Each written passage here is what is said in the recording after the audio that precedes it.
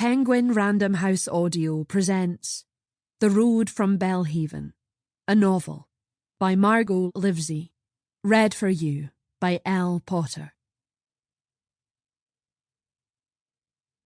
For Kirsty Shorter, 1990 to 2023. By night and day we'll sport and we'll play, and delight as the dawn dances over the bay. Sleep blows the breath of the morning away, and we follow the heron home. Follow the Heron Home by Corrine Polwart.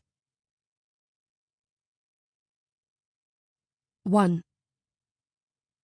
The summer she was 10, she learned not to speak of it. She told the hens, she told the cows, she told the pond at the bottom of the field and the ducks who swam there, and her pet jackdaw, Alice. But she did not tell her grandparents, Rab and Flora, or Hugh, the farm boy, or Nellie, who had helped in the house when she, Lizzie, was learning to walk, and whom they still saw every week at the kirk. The first picture came on a dreich November day. Her grandmother was in the dairy, skimming milk, her grandfather in the fields, digging potatoes. She was beneath the kitchen table, making scones for her doll. She must have been 3 or 4, when the flagstone floor and her bowl and spoon disappeared. Instead, she was watching her grandfather, his shirt sleeves rolled up, scything hay in the meadow by the river. He was working his way along the bank, cutting wide swathes. One moment the hay was upright, the next fallen.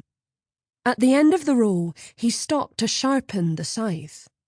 She could see his shirt clinging to his back as he ran the whetstone back and forth. He was starting on the next row when the blade bit his calf. She was still exclaiming, "No!"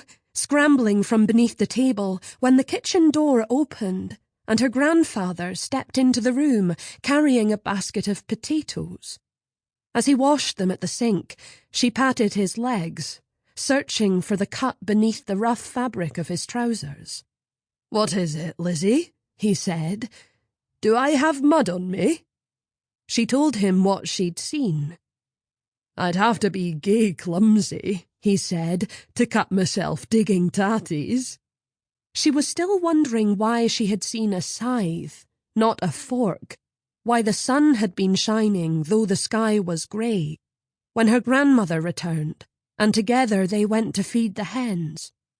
By the following July, when Neil, their neighbour, carried her grandfather home in a wheelbarrow, she had forgotten the scene beneath the table. Only as Dr. Murray made dark, untidy stitches in Rab's leg did she recall her glimpse of the meadow months before. She thought of them as pictures, because she could see everything so clearly, as if she were standing nearby, although she never saw herself. Sometimes she saw ordinary things, her grandmother choosing which hen to kill, a cow stuck in the mud by the river. She saw a picture of Nellie in a white dress at the front of the church, and 3 months later Nellie announced she was marrying Angus. "You could have knocked me down with a feather," her grandmother said, reporting the news at supper. Lizzie started to say she had known for weeks, but her grandfather was already talking about the sheep shearing. All this happened at Belhaven Farm, which was in that part of Scotland called the Kingdom of Fife, surrounded on 3 sides by water, the Firth of Forth to the south, the North Sea to the east, the Tay estuary to the north. Fife was known for its collieries, its fishing, and its university in St Andrews, but the farm was inland, far from the coal mines. The year of Lizzie's birth, the explorer David Livingstone died in Africa, the RMS Atlantic sank off Nova Scotia, and the Scottish Rugby Union was founded. On the farm, the most notable events, besides her arrival, were the mild weather and the early harvest. Her great-great-grandfather had bought the farm in 1807 with money he made in linen. The gently rolling land was 2 miles from the village of Langmuir, 6 miles from the market town of Cooper. He had put a new roof on the White Harald farmhouse and planted the beech trees that cast too much shade in the garden. Next to the house was an apple orchard, and beyond that a field where Acorn, the mare, and Ivanhoe and Rob Roy, the cart horses, grazed.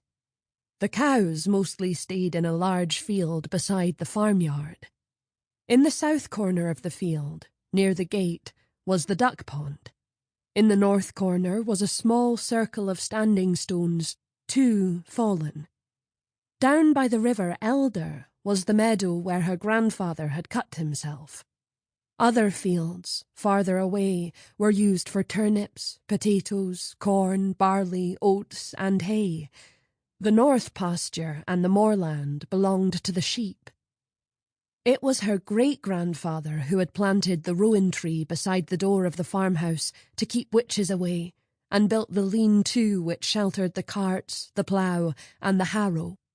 The other buildings, the barn, the byre, the granary, the dairy, the hen-house, the stable, and the hayloft, were part of the original farm. Between the house and the farmyard, a track led south to the river, and north past the Lochen, to the village of Langmuir. As a child, Lizzie knew every stone and puddle and nettle.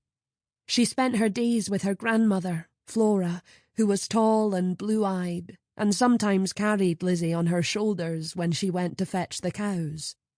Lizzie would pat her golden knot of hair, inhale her comforting fragrance of green soap and tea. When she drew a cow in the back of the Voyage of the Beagle, Flora spanked her, but kept the drawing. Next time her grandfather went to market in Cooper, he brought back a book full of blank paper and 2 pencils. "Now mind," he told her, "leave my books alone." Where were her parents? On the wall of her bedroom. Her mother had made the drawing the day they got married. Helen, wearing a dress, the folds nicely shaded, was sitting in a chair. Teddy, in his Sunday suit, stood behind her, his left hand resting on her shoulder. Lizzie seldom glanced at them, but every morning she looked at the little white house with 2 red doors which had belonged to Helen, and which stood on her chest of drawers. In fine weather, the woman came out of her door. In bad weather, the man emerged. Sometimes each hovered on the threshold, but they could never come out at the same time. Besides the weather house and the drawing, Lizzie had inherited her mother's border terrier, William, whom they buried in the apple orchard soon after her grandfather cut himself, and a handful of stories. Helen could undo any knot. She could imitate a thrush so that birds sang back. She had rescued a calf from drowning in the river. She was partial to gooseberry jam. About her father, she knew even less. Teddy had been a fisherman. His boat was named St. Fillan after the saint who had lived in a cave on the Fife coast and wrote by the light of his glowing left arm. But neither God nor St. Fillan had saved Teddy's boat when the fog rolled in one October day. 7 months later, Lizzie was born. 12 months later, Helen died. "Not because of you," Flora had said. "Pneumonia. Your father drowned in one way, your mother in another." She had the ducks and the hens for company, the orphaned lambs and calves, but whenever she and Flora went to Langmuir, she gazed longingly at the girls in the school playground. At last, the August she was 5, she set off to join them, wearing a clean pinafore, carrying a slice of bread and a piece of cheese for her lunch. She walked the first mile on her own, past their fields and the track that led to the Lochen and Neil's fields. Then she knocked on Dr. Murray's door and walked the rest of the way with Morag, the oldest of his 3 girls. On that first day, Morag hung back. Sample complete. Ready to continue?